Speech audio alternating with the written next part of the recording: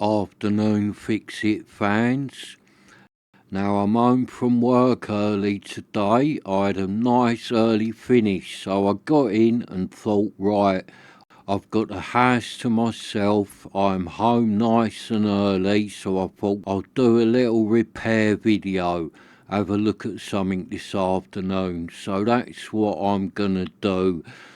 So when I was looking at what needed repair and thinking what shall I repair, all I could think of was my friend James keep asking me, have you looked at the hit parade yet? Because my friend James bought me this one for Christmas and it isn't working, it doesn't power up or do anything. And every time I speak to him, he keeps asking me if I've had a look at it yet. So I was thinking, or I could have a look at the hit parade today, or I could have a look at one of them up there, or I could have a look at the tangent speakers that need looking at, or I've got another amplifier that needs looking at. Not that one there, that was a Rotel. I've got a Rogers one that I need to have a look at.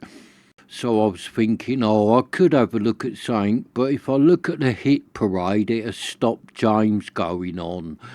So I'd already decided I was going to have a look at the hit parade, and then my phone went, and it was James. So after he had said hello, his first words to me were, have you had a look at the hit parade yet? So as I can't take being asked any more, I am going to look at the vintage hit parade today. So I've got all my bits together on the table and that's what we're going to do. Have a look at this little vintage hit parade receiver and see if we can find out why it's not working. So I haven't plugged this one in and tried it yet. I haven't done nothing with this receiver because like I always do, I want to go through it first just to make sure it is safe to plug in because it could have parts missing inside. It could be full of that horrible sticky fluff and it could really be unsafe to plug in and power up. So today I'm going to open it up and check right through it first just to make sure it looks like it is all complete. And if it is, I shall have a good hunt through it to see if I can find out what is stopping this receiver from powering up. So let me turn it round and we shall start taking the casing off of it. And as you can see there, whoever James bought this off, they have taken the speaker cables inside it because them cables should go into them DIN connectors at the back, but they don't. As you can see, the cables go straight inside it. So that has either been done because someone thought it might make it sound better, or it has been done because someone didn't have any DIN connectors. And my money is on that has been done because the person didn't have the correct connections. So I'll just take these screws out of the back and then there's like a little panel that comes off. And I did have one of these receivers years ago, but it never had this panel on it. The one I had, the panel was missing. So that's all the screws out of this back panel, so that should just pull off. There you go, that just fell off. So I push the speaker cables through that slot and do the same with the plug, and then that little panel is off at the back. And that's how I remember the one we had years ago. It just looked like that at the back, so it was all open. And I'm looking at them speaker cables there. They look like they've just been connected to the back of the DIN sockets. So I might just take them out actually. So looking at them feet there, I can't remember what the feet was like on the old one, but this one looks like it once had square feet and now it has got round feet. and I would have thought that all the feet would have been in the outside holes, and where them 2 feet are now would have just been screws there holding the chassis in place. So when I put this one back together, if I can find a couple of screws, I might put them feet back to where I think they should be. Now, if I remember rightly, you should just take the screws out of the feet, and then the amplifier on this should slide out the front of the wooden cabinet. I don't think there is anything along the front holding it in. There might be, because it has been a few years since I took one of these apart, so we'll have to see. But I think it's just take the feet off and the amplifier will slide out. And you'll see when it comes out, compared to the size of the cabinet, the amplifier is really small. So the wooden cabinet and the faceplate on this one are made bigger than they need to be to make this receiver look bigger than it actually is.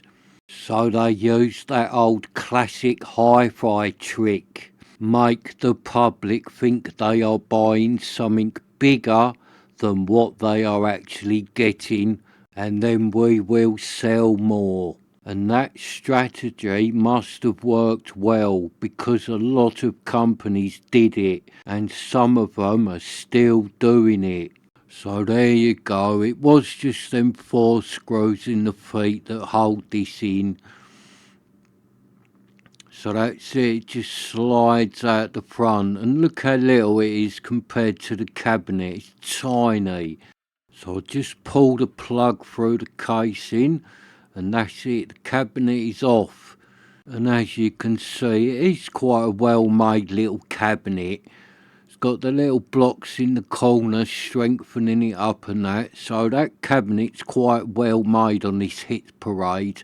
And I'm just looking at that there. You've got really easy access to get into the pots with the oxit. You don't even need to take the faceplate off. So I'm looking at them speakers there, and as you can see, the 2 blacks, or the negatives, are not even connected up to anywhere, so they would have been soldered into somewhere at some point, but they have obviously come off. So if you connected up speakers to them cables, you would have no chance of getting any sound out of this one. So although that is a problem with it, and that would cause it not to make any sound, I don't think that is the only problem with it, because the man James bought this off did tell him that it doesn't turn on, so it must have a power problem somewhere. And I'm looking round this one, it does look all complete. I cannot see any parts missing, and it does actually look quite clean in here. It looks in nice condition inside actually, this hit parade. And I'm looking round it, and quite a few of the parts inside this one have got Hitachi wrote on them. So is this little receiver actually made by Hitachi, and then it was rebadged and sold by the Hit Parade? They probably made a different cabinet for it and a faceplate, sold it as the Hit Parade, when it might actually be made by Hitachi, this one. I'm not sure on that. I really do not know who made this receiver, but it does say Hitachi in it in a fair few places. So either this one is made by Hitachi, or a lot of Hitachi parts was used to make this. And I can't see nothing looking damaged in here. All the caps look alright, none of them look blown or bulging. The circuits look alright in that top part, so let's turn it over and see what it looks like under here. And again, it's nice and clean, all the boards look clean, nothing looks like it is blown or burnt out. And it is not the best made amplifier inside, it is a little bit cobbled together, this one, and it does have the look of a receiver or amplifier made in the 1960s, the way the wires and that just go everywhere, but it's not this one. As far as I can tell by looking up online, I think this comes from about 1980. So although it has the look inside of a 1960s receiver, it is not. This one is made much later. And I have been looking round the caps on this one. They are a bit of a mishmash. Some are made by Elna, some are made by Tracon, and there's one underneath here which is made by Nichicon. So I don't know if this has had some caps changed in it, or that is the way it came out of the factory with a mismatch of capacitors. And it probably did come out of the factory like that. This receiver was probably built out of whatever parts the company could get their hands on. Or if it was actually made by Hitachi, then it was probably made out of whatever parts they had floating around in their stockroom, and then sold under another name so they didn't have to put Hitachi on it. So the first thing I'm going to do with this one is cut them speaker cables out, because they're not done that well. If they went right into the board and was soldered on, I might have left them in, but they're only going on the back of the DINs. One of them has already come off, the other one looks like it's about to fall off, so I'm just going to cut them out and get rid of them. Because I have got some speaker cables somewhere with the 2-pin DINs on the ends, so I do not need these speaker cables in this one. So there you go, the lashed in speaker cables are gone. So next I'm going to have a little look through it, see if I can find out any reason why it doesn't power on this receiver. So I shall check the plug, check the fuse, check the on-off switch, and just have a look over it, see if I can find out why it is getting no power. And if all that lot looks good, then I shall have a look at the transformer, because it could even have a dodgy transformer in this receiver. So I've put the camera back on the tripod, and let's turn it round, check the fuse and have a look at the plug, see what's going on. And I hope it's not nothing too serious wrong with this one, like the transformer or something, because I do think it's quite rare, this hit parade, and it will be hard to get something like a transformer for it. So let's take the fuse out, and oh, straight away, look, that is as black as the A-Team's van. So that is a reason why this receiver is not turning on. But there must be more to it than that, because that is the main power fuse. So if that one blows, there normally is a reason why it has blown. So let's see if we can find out what has caused that fuse to blow. And I'm looking in the plug is not fitted very well, look. It's all hanging out. That neutral there, look, I can just pull that out. And that earth, look, that's what I mean. People don't know how to fit a plug. And that live was really loose. I really do need to make a video just about fitting a plug, because a lot of people in the UK do really need to watch that video and learn how to put a plug on. So I'm going to take this out, because it's not even going onto the rubber sleeving. This part here is just crushing all the wires. Oh, and look there, that has just been done up so tight, it has crushed all the wires. So they haven't tightened up the important connections on the terminals, but they have done the clamps so tight it has cut through all the wires. And that could be the problem right there, because I bet they are not making a connection. A couple of them feel like they have been cut through. So that really could be the problem with this. That really could be causing this receiver to get no power into it because some idiot has tightened the clamp up so much they have cut through the wires. So I do need to cut them crushed wires off before I refit the plug, but I'm going to test through it first with my tester just to see if they are still making a connection or not.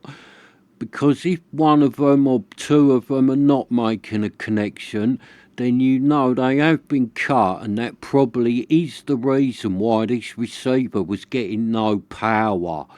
But there is always the chance that as bad as that looked and they have been squashed, they still might be working fine, them wires. And then that is not the problem. So I'll just check the neutral. Right, so the neutral is making a connection. Let's check the earth. Right, so the earth is making a connection.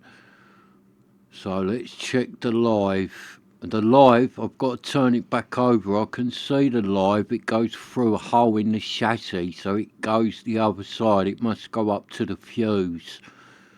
And I just thought, although them two tested all right, that still could be the problem because that insulation had been cut through by the clamp and they was all squashed together. It could have been making a short circuit right there under that clamp. So if it was making a short circuit under the clamp where all the wires were squashed together, that would have caused the fuse to blow. So let's test the live, and it does. It goes up and goes to the back of the fuse, and there, that live is not making a connection. That has been cut through. So there, look, if I'm wiggling that live in my hand, it makes a connection. So that live has been cut through, and if you wiggle it, you can make it do a connection. So whoever fitted that plug did kill their own receiver by doing that clamp up so tight that they cut through the live wire. And that really could be the problem with this one. So you never know, this receiver might be working once I sort this lead out and get it making a connection. Oh, and I do hope so, because that's an easy fix if that's all that's wrong with this one. I don't know yet. There might be other stuff wrong with it, but that definitely is a problem found. And once I get the plug back on, it should be one problem fixed.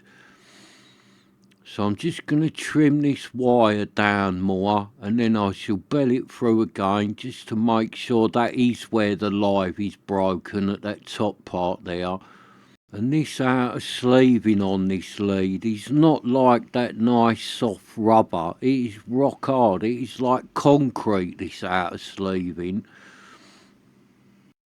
So that's the wire stripped back well past the dodgy bit. And I did go a bit further than I was going to, because there was a bit on the black insulation that had a chunk out of it. So as I was stripping it back, I kept going. I've gone past that as well in case that was another problem. So hopefully now this lead will be good and making a nice connection. So I've just stripped the end off of the brown and then test that one through and see what that one is doing now, and hopefully that live will be good now.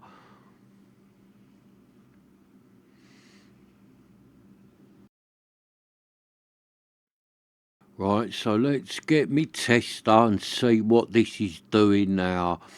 So we're going to go live to the back of the fuse, and hopefully we got a nice connection. Let's check the tester. Yeah, that's working fine. So live to the back of the fuse, and there you go, that's holding up nice. So that lead now has got no breaks in it. So I shall give the plug a little bit of a clean and then put it back on. So I just pop the little pins out, and I'm just going to give them a little go over with a bit of sandpaper. because there is nothing wrong with this plug. It is just a little bit black and a little bit dirty on the pins, so a little bit of sandpaper will just clean them up nicely. So I'll just give the earth one the same, and that one's blacker than the other two, this earth one. So just clean that one up, that's all you need to do. Just give it a rub on the sandpaper, and let's just do the last one. Then I shall put the plug back on. So I'll just put the wire back under the clamp and make sure it is on the rubber insulation.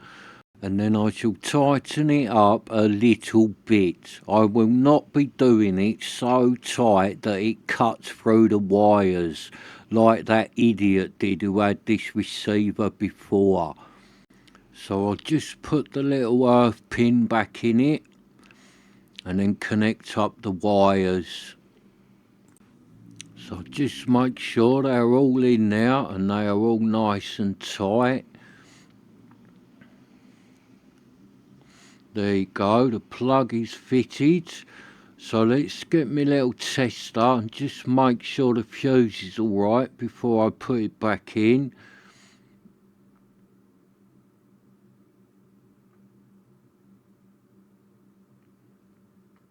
Put my tester on the fuse, yeah, nothing wrong with that fuse.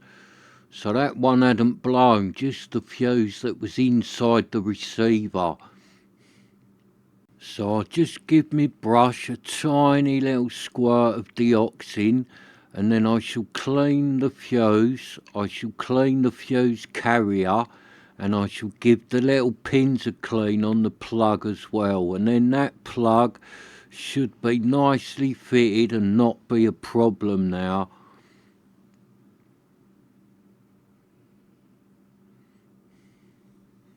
So it's all I'm doing, only a tiny bit, just clean them prongs up a bit. Little bit in the carrier before I put the fuse back in. That's all I'm doing, pop the fuse back in, and hopefully that plug and lead will now not be a problem.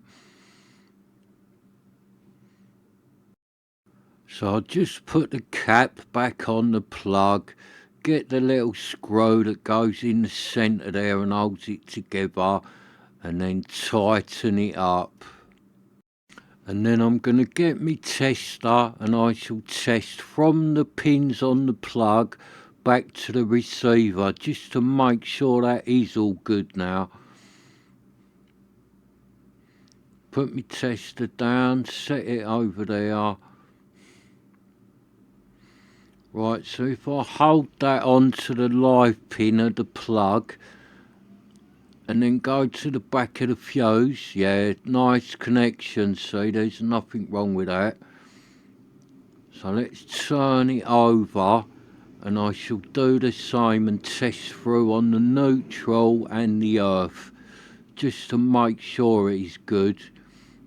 So let's get my tester back over and then I'm going to do the earth first. So I go from the earth pin on the plug to the earth inside the receiver. So right, earth on the plug, earth on the receiver. There you go, that is making a nice connection. So there is nothing wrong with that lead in the earth. So let's do the neutral.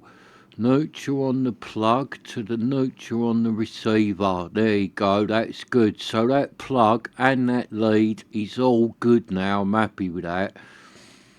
So I need to find a fuse now, and then I'm going to put a fuse in it and see what the on-off switch is doing.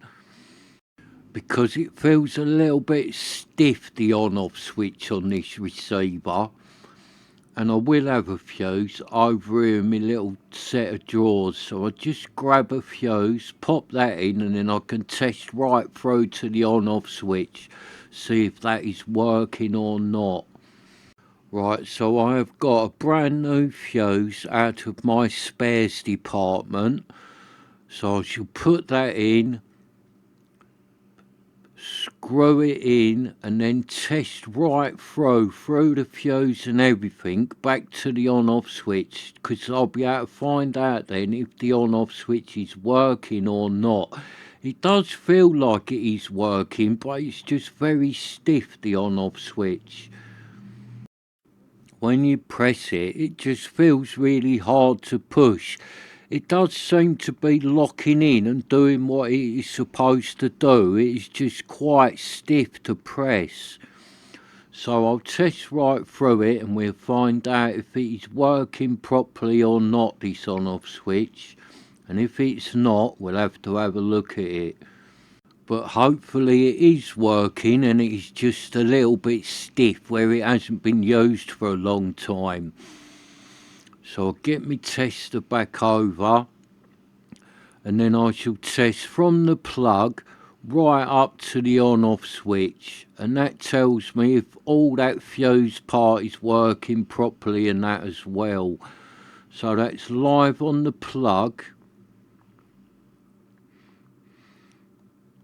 to the switch. So that one there. Right, move the tester so you can see that better. Right, so that one there is the power in. So that is making a good connection, live in the plug, right through to the on-off. So the bottom one down there,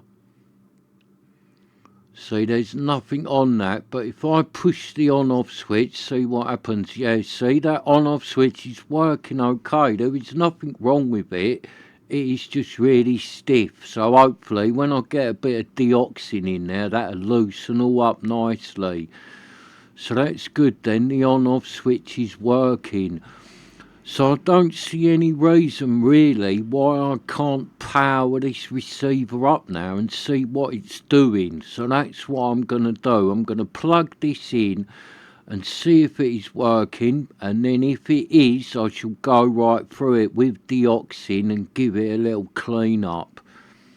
But if it's not working, I shall have to go right through it a bit more thorough. But there is no point doing that if it is now actually powering up, because it might do, because we have fixed a problem that would have stopped this receiver turning on. So you never know, it might work now, and then I haven't got to test it anymore. I can just go through it with deoxin. So let's turn my power bank on and turn the receiver on and see what happens. Right, nothing by the look of it. That is not doing anything. Oh, I thought it was all going to light up and be happy days, but it doesn't look like it is. Unless all the bulbs have gone in it. Right, hang on. Yeah, that looks like it's working. If you look at that radio, the tuning little needle on the end there, that is going up and down where it is trying to find stations. So the little hit parade has now got power going round it. Look, I'll show you. That little wheel there, that does your tuning signal, tells you when you got a station. And look, if I run the radio wheel along, that is tuning into things. So the hit parade has 100% got power going round it. Oh, so that's good then. The hit parade might be back in action. It might not, because we still don't know if it is making any sound yet, but I shall test that out once I've been right through it with deoxin and cleaned all the pots and the switches, because all the pots and switches on this one are very hard to move and seized up, so I don't think this receiver has been used in years. And obviously all the bulbs are blown in the front because there is no lights on it whatsoever. But it definitely has got power going round it now. 100% power is running round the hits parade. So the next time you see the hits parade, I shall be going through it with deoxin and giving it a good service before I put speakers on it and see if it is making any sound. But at the minute, I do think the little hit parade might be working and might be back in action. So thank you for watching, and I shall see you next time.